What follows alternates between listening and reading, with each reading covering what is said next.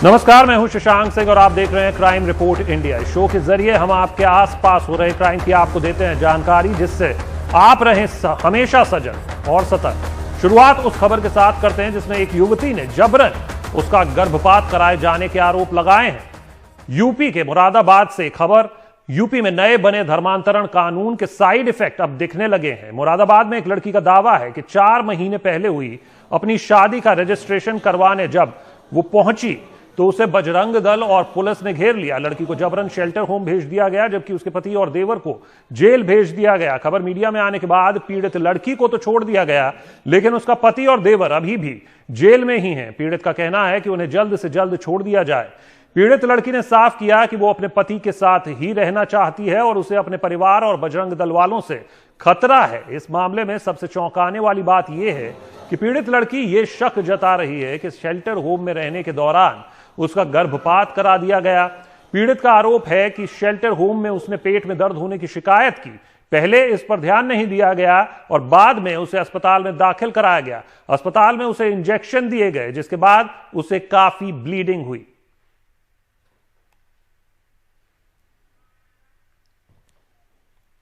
आपको अस्पताल ले जाया गया, जिला अस्पताल, वहाँ पर क्या हुआ? वहाँ पर मेरे को दवाई दी गई, इंजेक्शन दिए गए, तो मेरे को ब्लीडिंग होने लगी। फिर बहुत ज़्यादा मेरे मिसकैरेज भी हो चुका है। अच्छा जी।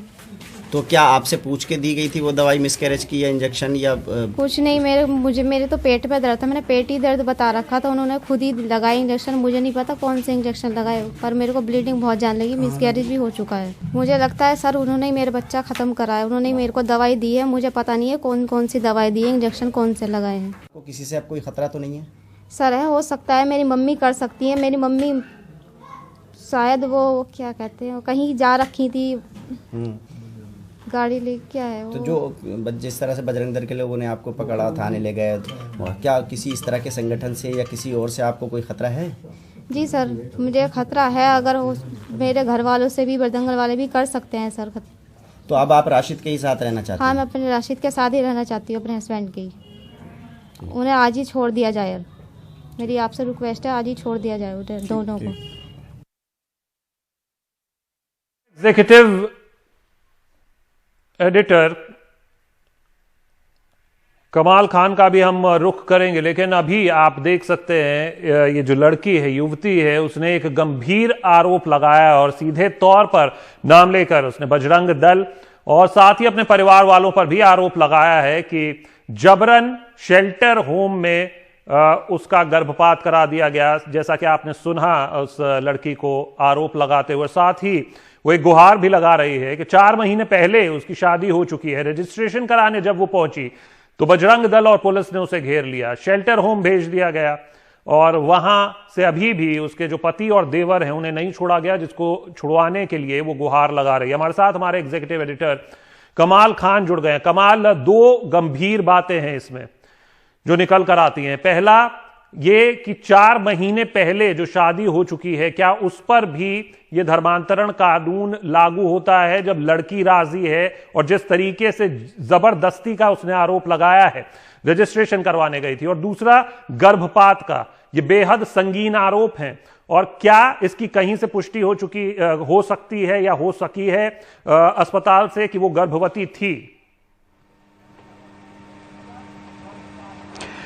नहीं, देखिए ऐसा है कि जो सरकारी डॉक्टर हैं उन्होंने कल ये बयान दिया था कि लड़की गर्भवती है।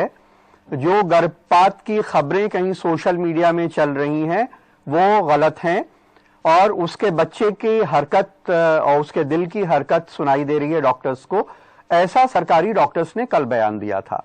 लड़की कह रही है कि मुझे बहुत ब्लीडिंग हो गई थी और मेरा मिसकैरेज हो गया है।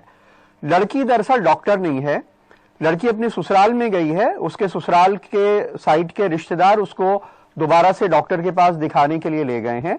उसका अल्ट्रासाउंड वगैरह होगा और उनकी जो रिपोर्ट आएगी तो पता चल पाएगा कि लड़की को जो अंदेशा है वो सही है या गलत है, क्योंकि एक टेक्निकल चीज है, ये एक मेडिकल एक्सपर्ट ही इसके बारे में बता सकता है, वो लड़की खुद नहीं बता सकती है। लेकिन ज्यादा संगीन बात यह है, आप ये देखिए कि वो लड़की की 24 जुलाई को शादी हुई। उसने अपना निकाहनामा रजिस्ट्रार को ले जाके दिया। इसके बावजूद रजिस्ट्रार ने उसकी मैरिज को रजिस्टर करने से इनकार कर दिया और कहा कि ये रजिस्ट्रार सरकारी मुलाजिम है, वो उसकी मैरिज को रजिस्टर नहीं कर रहा है जो उसकी ड्यूटी है। वो कह रहा है कि पहले डीएम के पास जाओ, उससे सर्टिफिकेट लाओ। ये जो लॉ बना है ये बैकडेट से लागू नहीं हो रहा है, 4 महीने पहले से, लेकिन उसकी मैरिज रजिस्टर नहीं की। कोई वकील साहिबा थी, उन्होंने कहा कि तुम 4 बजे आओ। इस बीच में बजरंग दल वहां आ गया। लड़की कह रही है कि बजरंग दल के लोग गाड़ी से गए उनके घर और उसकी मां को जबरदस्ती लेके आए और थाने में उनके खिलाफ रिपोर्ट लिखा दी। बजरंग दल के लोगों ने लड़की से मारपीट की, बदतमीजी की, गालियां दी। लड़की थाने में गई तो जो पुलिस वाले सरकारी मुलाजिम हैं उन्होंने लड़की से कहा कि तुम बेशरम हो, क्योंकि एक बालिग लड़की ने अपनी इच्छा से इस देश के कानून के तहत किसी दूसरे शख्स से शादी कर ली है जो दूसरे धर्म का है। तो इस देश की जो पुलिस है वो कह रही है कि तुम बेशरम हो। अगर लड़की का आरोप सही है तो पुलिस भी बहुत सांप्रदायिक है जिसने ये बात इस्तेमाल की कि एक बालिग लड़की ने अपनी मर्जी से कोई काम किया जो गैर कानूनी नहीं है, और थानेदार कह रहा है कि तुम बेशरम हो। उसके बाद आप देखिए कि उसको नारी निकेतन भेज दिया गया। लड़की के पास अपना निकाहनामा है, वो जगह बता रही है जहां पे निकाह हुई है। लड़की बालिग है, नाबालिग भी नहीं है। वो अपनी उम्र का सर्टिफिकेट, हाई स्कूल के इम्तिहान पास करने का सर्टिफिकेट दिखा रही है। इसके बाद भी लड़की को नारी निकेतन भेज दिया गया। एसएसपी वहां के कह रहे हैं कि मां ने शिकायत की थी इसलिए भेज दिया गया।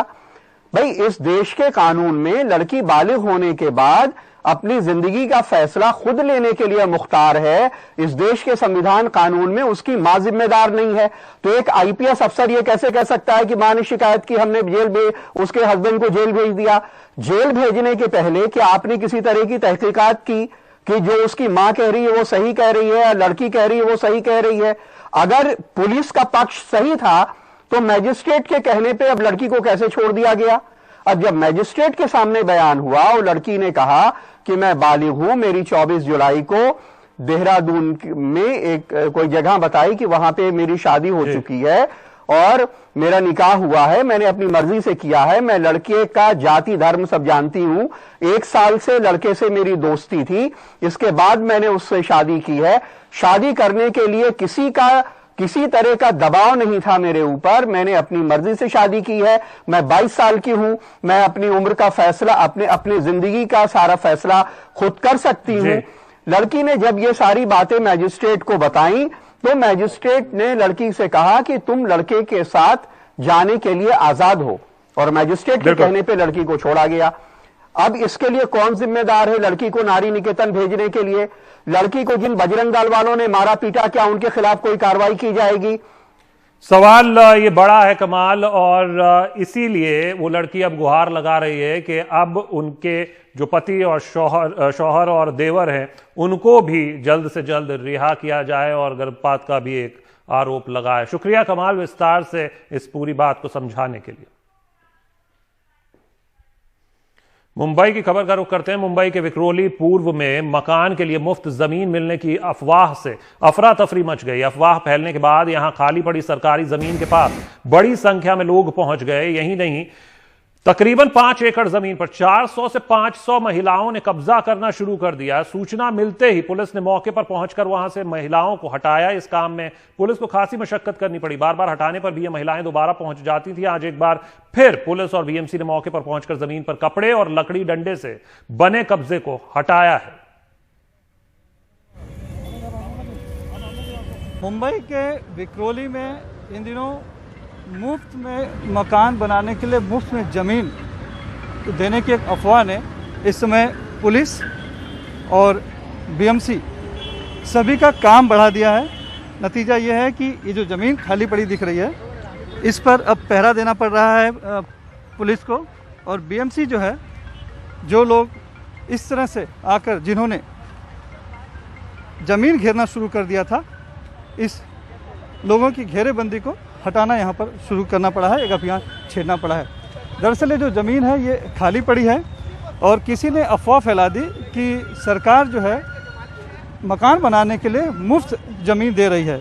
लिहाजा आसपास के इलाकों से जो झुग्गी झोपड़पट्टी है, ठाणे, नई मुंबई और मुंबई से भी सैकड़ों की संख्या में महिलाएं आ गई थी और जिन्होंने यहाँ पर इस तरह से घेरेबंदी करके अपनी अपने लिए जगह जो है उन्होंने छेंकना शुरू कर दिया था, घेरना शुरू कर दिया था। तकरीबन 15-20 दिन से ये सब काम चल रहा था। पुलिस को सूचना मिली, बीएमसी को सूचित किया गया और फिर अब जाकर सभी को यहाँ से हटा दिया गया।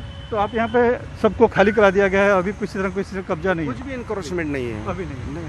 अभी नहीं, मतलब है नहीं। वो थोड़ा बहुत कुछ दिख रहा है रास्ते पे, वो निकालने का काम हो रहा है, बाकी कुछ नहीं। बीएमसी के लोग हैं, उनको हम प्रोटेक्ट कर रहे हैं। लेकिन सुना था 400-500 महिलाएं आ गई थी कल भी, परसों 8-10 दिन से काम चल रहा था। नहीं, ऐसा कुछ नहीं। हालांकि इस तरह की बात से इनकार कर रहे हैं, लेकिन जो सबूत है यहाँ पर दिख रहे हैं, ये देखिए लोगों ने बांध रखा है। तो साफ तौर पर एक भूमाफियाओं की तरफ से कोशिश की गई थी कि खाली पड़ा सरकारी भूखंड है तो इसे कब्जा किया जाए। उन्होंने इस तरह से अफवाह फैलाई ताकि लोग जो गरीब हैं, जो मजबूर हैं, वो यहाँ पर आकर अपना बसेरा करें और जिसका फ़ायदा बाद में भूमि माफिया उठा सके। लेकिन समय रहते पुलिस और प्रशासन और बीएमसी के सतर्क रहने से मामला जो है, इस तरह का कब्जा जो है रुक गया है और अब यहाँ पर सुरक्षा व्यवस्था बढ़ा दी गई ताकि आगे कोई भूमाफिया या फिर बाकी लोग इस तरह के सरकारी भूखंड पर कब्जा न कर सके। मुंबई से कैमरामैन राजेंद्र दयाल के साथ सुनील सिंह, एनडीटीवी इंडिया के लिए। खबर उत्तर प्रदेश के मेरठ से, जहां एक शख्स पर अपनी ही बहन की हत्या करने का आरोप लगा है। पुलिस के मुताबिक आरोपी ने 18 से 20 कुत्ते पाले हुए हैं। बहन ने इन कुत्तों के लिए रोटी बनाने से इनकार कर दिया। इस बात से शख्स भड़क गया।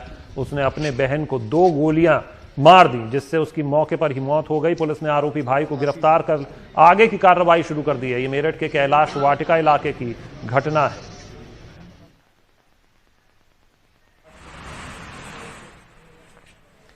क्राइम रिपोर्ट इंडिया में फिलहाल वक्त एक छोटे से ब्रेक का, लेकिन ब्रेक के उस पार कहां से बरामद हुआ 1 करोड़ रुपए का गांजा।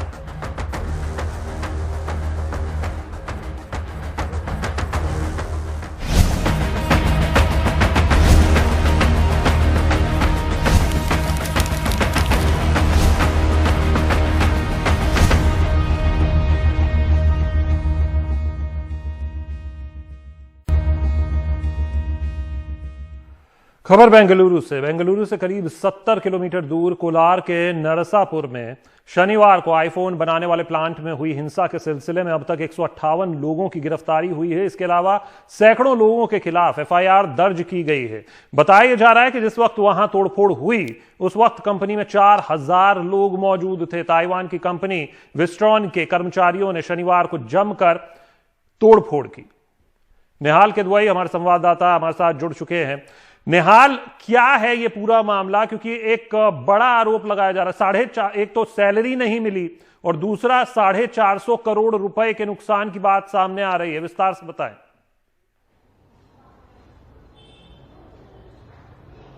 देखिए, शनिवार सुबह के वक्त ये घटना वहाँ पर हुई थी, काफ़ी हिंसा हुई थी और ये वो वक्त होता है जब रात की शिफ्ट ख़त्म हो रही होती है और सुबह की शिफ्ट शुरू होने वाली होती है, जिसको हम दिन की शिफ्ट भी कहते हैं। और उसी वक्त सारे कर्मचारी लगभग उस शिफ्ट के 2 शिफ्टों के साथ में थे और तब इन लोगों ने अपना आपा खो दिया, क्योंकि एक दिन पहले ही इनमें से कुछ को ऐसा, जो जानकारी हमें मिली है उसके मुताबिक सैलरी मिली थी।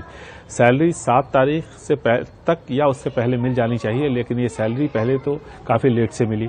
उसके बाद जिन लोगों ने तोड़फोड़ की है उन लोगों का ये कहना है कि जिस सैलरी का वादा इनसे किया गया था वो सैलरी इन्हें नहीं मिला। इन्हें बताया गया था कि 17,000 से 21,000 रुपए के आसपास इन्हें सैलरी मिलेगी।